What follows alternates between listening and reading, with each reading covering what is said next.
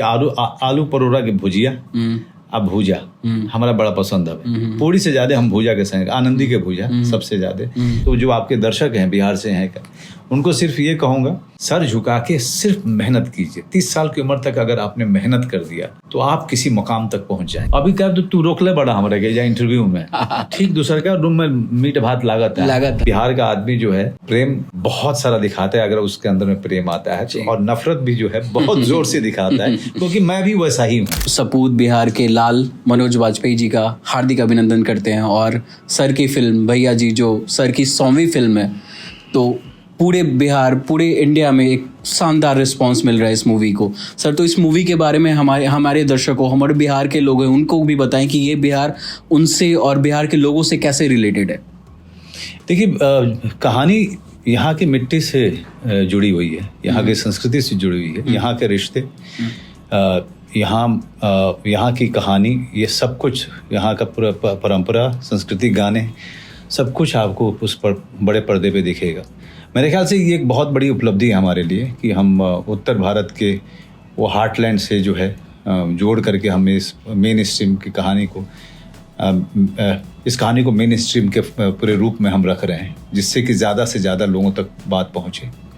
Sir इसमें आपका action खुद है, आपने कोई बॉडी डबल का इस्तेमाल नहीं किया, तो ये आपके लिए कितना चैलेंजिंग था?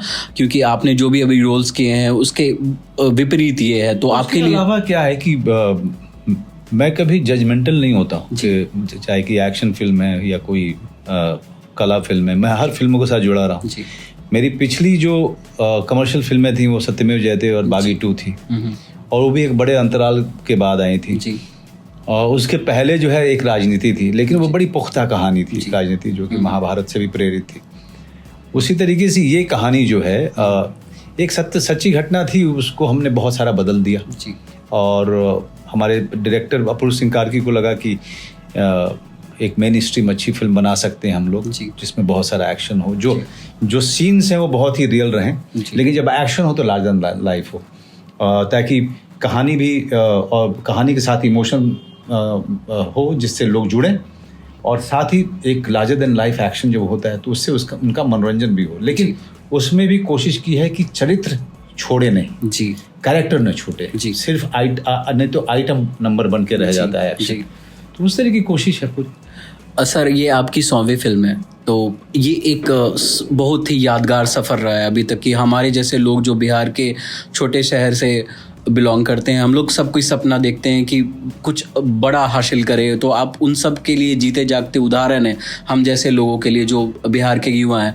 तो उन लोग के लिए क्या मैसेज देना चाहेंगे सर कि कैसे जो भी एस्पायरिंग जो भी एक्टर हैं, जो भी चाहते हैं कि मुंबई जाके संघर्ष करें, और आपका सर जो भी संघर्ष का दिन रहा है उन दिनों से उनको क्या एक ऐसा सीख देना चाहेंगे कि वो लोग इससे इंस्पायर हो? मैं तो सबसे पहले ये कहूँगा कि यार मुझे ये मत देखो कि मैं अभी कहाँ हूँ, इसके पहले की यात्रा के सारे पड़ाव देखिए।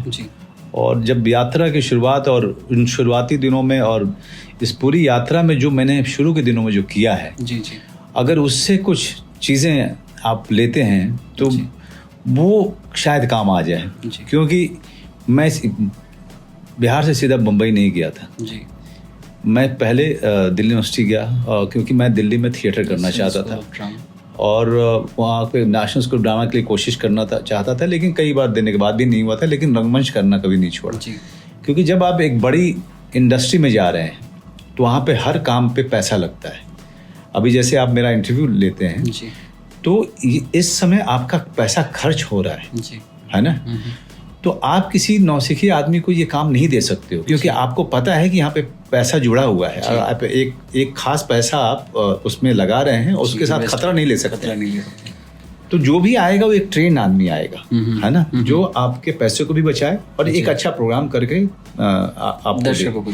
उसी तरीके से इंडस्ट्री है, वहाँ पे काम सीखने के लिए आपको कोई नहीं रखता है। काम सीखने के लिए सिर्फ वही हो पाते हैं जो बड़े परिवार से हैं, जो फिल्म परिवार से हैं, उनके ऊपर ही उनके लोग लगा सकते हैं। आप तो कहीं बाहर से आए हुए, आपके ऊपर कौन लगाया और क्यों लगाएगा, सीधी बात है। तो आपको कहीं से सीख कर आना पड़ेगा, ताकि जब आपको पहला अवसर मिले तो वो जो पहला अवसर है उसको आप एक बड़े अवसर में तब्दील कर पाएं। तो हमारे पास में वो सारी लग्जरी नहीं है। इसीलिए मैं कहता हूँ कि आप 4-5 साल पूरे तरीके से थिएटर कीजिए, सोशल मीडिया जितना कम हो सके उसको सीमित कीजिए, क्योंकि सीखना भी अपने आप में काम करने से बड़ा काम होता है जी। तो सीखिए, पटना में आकर थिएटर कीजिए जी। या फिर जहाँ पर भी आपके छोटे शहरों में, डिस्ट्रिक्ट टाउन में जहाँ भी थिएटर होता है उनसे जुड़िए और लगातार 24 घंटे एक एक्टर के तौर पे अपने आप को तब्दील कीजिए, है ना।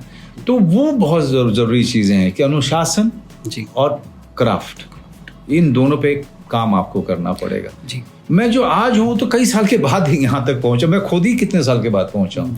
जितने मैं मुंह के बल ज़मीन पे गिरा हूँ वो आप उससे सीखिए मेरे जो बीच बीच में उत्थान हुए उससे मत सीखिए, क्योंकि हाँ वो डाउनफॉल से सीखिए। उस समय मैं क्या कर रहा था जब काम नहीं था, मैं क्या कर रहा था, क्या अनुशासन से जी रहा था मैं, उन चीज़ों से अगर कुछ सीखना है तो वहीं से सीखिए। नहीं तो वैसे मेरी ज़िंदगी में कुछ सीखने के लिए है नहीं, क्योंकि उनकी आपके दर्शक जो एक्टर बनना चाहते हैं उन्हीं की तरह मैं भी हूँ। कोशिश लगातार करता रहा, काम सीखता रहा जी, और यहाँ तक मैं आया हूँ। भैया जी, फिल्म को बहुत ही शानदार रिस्पांस मिला। मेरठ में चारों तरफ लोगों ने बैनर लगाया और दुबई भी आप लोग गए, वहाँ भी काफ़ी अच्छा रिस्पांस आया। तो ओवरसीज़ में भी ये मूवी रिलीज़ हो रही है सर, तो उसके बारे में थोड़ा बताएं कि वहाँ मूवीज़ जो रिलीज़ हो रही है भैया जी, उसका कैसा रिस्पॉन्स वहाँ? बहुत ही बढ़िया। दुबई में हम लोग गए थे और मुझे सबसे मज़ा क्या आ रहा है जी कि बाघ का कलेजा भोजपुरी में है और वो सब जगह पॉपुलर हो रहा है जी। और वो इससे क्या है, और यहाँ के जो ट्रेलर ऑलरेडी सुपर हिट हो चुका है। लोग ऑलरेडी जो है उसके बारे में बातें कर रहे हैं और जहाँ भी हम लोग जहाँ भी हम जा रहे हैं मन ऑलरेडी बना चुके हैं वो लोग कि वो 24-25 को ही सिनेमा हॉल जा रहे हैं। तो ये एक बहुत कमाल की चीज़ इसलिए है क्योंकि हार्टलैंड की कहानी है, किसी बड़े शहर में या विदेश में लोकेशन नहीं है, ये लोकेशन गांव में है, छोटे शहर में है। तो इस तरह की कहानी, ऐसे किरदारों की कहानी, एक मनोज तिवारी का गाना, वो गाया हुआ गाना आज पूरे हिंदुस्तान में फेमस हो रहा है। विदेश में जो है जितने इंडियन डायस्पोरा है, किसी भी इलाके से उनका संबंध हो हिंदुस्तान के, उन सबके बीच में एक एंथम की तरीके से उनके बीच में चला गया है। तो ये सबसे पहली बड़ी उपलब्धि है हमारे लिए। 24 तारीख के बाद हमारा थिएटर में जब जनता के पास ये फिल्म जाएगी, उसके बाद जो यात्रा होगी इस फिल्म की, इसकी अपनी होगी। लेकिन अभी इसलिए मुझे मज़ा आ रहा है कि 100वीं फिल्म भैया जी है और इससे बेहतर कोई फिल्म नहीं हो सकती थी जो हर जनता के पास ये फिल्म पहुंचेगी। शायद मेरी कोई कला फिल्म नहीं पहुंच पाती 100वीं फिल्म के तौर पे, लेकिन एक मेन स्ट्रीम फिल्म है तो एक्सेसिबल है जी, सारे गांव के लोग, छोटे कस्बे के लोग, हर कोई इंटरेस्टेड होता है देखने के लिए। मोतिहारी में आपका बहुत बड़ा कटआउट एक थिएटर के बाहर लगा है भैया, तो उसके बारे में जो आपके फैंस हैं, जो बिहार के लोग हैं, काफ़ी प्यार आपको देते हैं जब भी आते हैं, तो काफ़ी उन लोग को जो भी स्नेह है आपको आपके प्रति वो दिखाते हैं। तो भैया उन जो दर्शक हैं जिन्होंने ये कटआउट लगाया, उनके लिए भी एक मैसेज आप देना चाहेंगे? मैं सिर्फ इतना कहूँगा, बहुत बहुत धन्यवाद।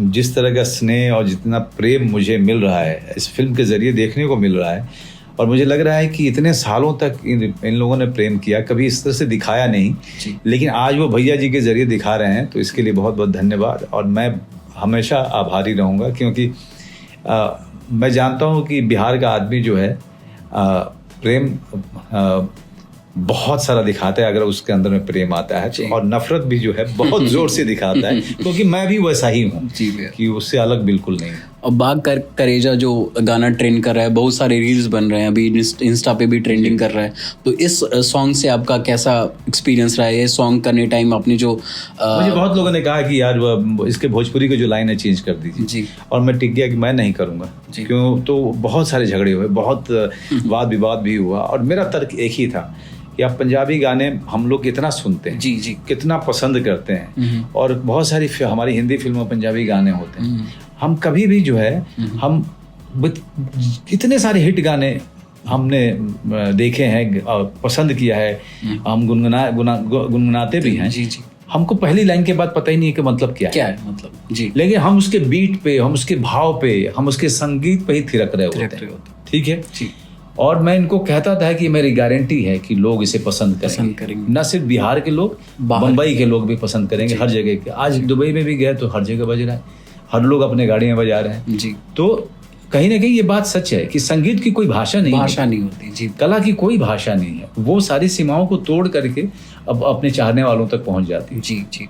और भैया जैसे आप अभी बिहार आए हैं तो अब चंपारण का जो आपका मटन है उसका तो स्वाद आप लीजिएगा ही, और जो और कुछ ऐसा उसके अलावे कोई ऐसा जो आपको काफ़ी पसंद है, जो आप आते हो तो बोलते हो कि हाँ ये ई रखिया ये हम खाइब। अभी क्या तो तू रोक ले बड़ा हमारे के जा इंटरव्यू में ठीक दूसरा का रूम में मीट भात लागत है हमारे सुभाष जहाँ हूँ मैं बहुत बड़का क्रिटिक हूँ उनका घर से लिट्टियों आ गई बटे तो लिट्टी या मटन चली अभी आज ही चली और बाद फिर हमनी के पूरा प्रेस खाती जाई अनु। और दूसर का खाना ये है कि जैसे हम बताओ दें कि आलू परोरा की भुजिया अब भूजा हमारा बड़ा पसंद है। पूरी से ज्यादा हम भूजा के संग आनंदी के भूजा सबसे ज्यादा आनंदी के भूजा ज्यादा मिल ना पावेला, उतना लोग लगावेला ना। और एक लास्ट क्वेश्चन भैया, अंतिम क्वेश्चन कि बिहार के जो भी लोग युवा हैं, जो भी उनके लिए उनको लाइफ में उनके जीवन में उनके लक्ष्य के प्रति एक मैसेज देना चाहेंगे, और हमारे बिहार से के दर्शकों के लिए जो बिहार से के सारे दर्शक जुड़े हुए हैं 3.5 लाख 4 लाख लोग हैं, उनके लिए एक मैसेज कि जीवन में अगर उन्नति करना हो प्रगति करना हो तो एक जो मूल मंत्र आप बताना चाहेंगे भैया? नहीं, मैं तो हमेशा एडवाइस नए जनरेशन से ले रहा हूँ कि मेरे जो डायरेक्टर्स हैं सबके सब जो है जैसे कि गुलमोहर का डायरेक्टर है या फिर देवशीष मखीजा है जोरम का या फिर अपूर्व सिंह कारकी इस फिल्म का भैया जी का, मैं सिर्फ इन लोगों के हाथ में मैं अपनी ज़िंदगी सौंप देता हूँ, अपने आप को सौंप देता हूँ कि मुझे जिस तरह से निखारना है निखारो, और वही लोगों को मैं सुनता रहता हूँ। तो जो आपके दर्शक हैं बिहार से हैं उनको सिर्फ ये कहूँगा कि पहली बात तो ये कि स्वार्थ के तौर पे कहूँगा, मेरी फिल्म है 100वीं फिल्म है और आप सब लोग इस उत्सव में शामिल होइए। बड़ी लंबी लड़ाई लड़ी है तब यहाँ तक पहुँचा हूँ, तो चलिए हम सब साथ में मिल करके ये 100वीं फिल्म का उत्सव मनाते हैं, क्योंकि इसमें सबसे बड़ा हक और कारण आप ही हैं। दूसरा ये कि अपने जीवन में अगर आप कुछ करना चाहते हैं और उसके लिए आपको जो करना पड़े कीजिए, क्योंकि दुनिया कभी भी आपके सपनों को नहीं समझ पाती है और ना दुनिया ने वो सपना देखा है। तो आपने देखा है तो उसको यथार्थ में परिवर्तित आप ही को करना है। जो भी लोग चाहे जो भी बात करें, आप सिर्फ सीधा चलते रहिए, सर झुका के सिर्फ मेहनत कीजिए। 30 साल की उम्र तक अगर आपने मेहनत कर दिया तो आप किसी मुकाम तक पहुंच जाएंगे। और मनोज बाजपेयी को एज ए प्रोड्यूसर हम आगे भी देखेंगे मूवीज़ में? जब लगेगा कि कोई अच्छी स्क्रिप्ट है तब औरेगा स्टूडियोज जो है वो ज़रूर आगे आएगा। हम हर तरीके की फिल्म बनाना चाहते हैं। और भैया जी अगर मेन स्ट्रीम फिल्म है तो कुछ middle of the road cinema भी है जो कि पाइपलाइन में है। जी हर तरीके की फिल्में आप देखेंगे कि हम प्रोड्यूस करेंगे, कोशिश करेंगे। और कोशिश ये भी है कि कुछ एक जो बहुत प्रतिभावान निर्देशक हमारे सामने हैं जी, उनसे भी हम काम करवाने की कोशिश कर रहे हैं जी। और आपको मैं बताऊं कि पटना का एक निर्देशक है जी, जो शादियों में के वीडियो बनाता है जी, और जो पैसे कमाता है उससे वो थोड़ा सा कुछ शूट करता है अपनी फिल्म के लिए। तो उसके संपर्क में मैं बहुत पहले आया था, अब उसकी फिल्म कंप्लीट हो चुकी है। तो आज मैं उसको बुलाऊंगा, आज उससे बातचीत होगी। ये भैया आपका है कि आपने कभी अपनों का साथ नहीं छोड़ा है, आप कहीं भी मुकाम पे हासिल कर दिए, लेकिन जो लोग आपके साथ शुरू से हैं उनके साथ आपने अभी तक वही संबंध बना के रखा है। बिहारी आदमी काम है, तो ये बिहारी के पहचान भैया जी, यह पहचान है कि अपन आदमी के हाथ कबो ना छोड़ेंगे।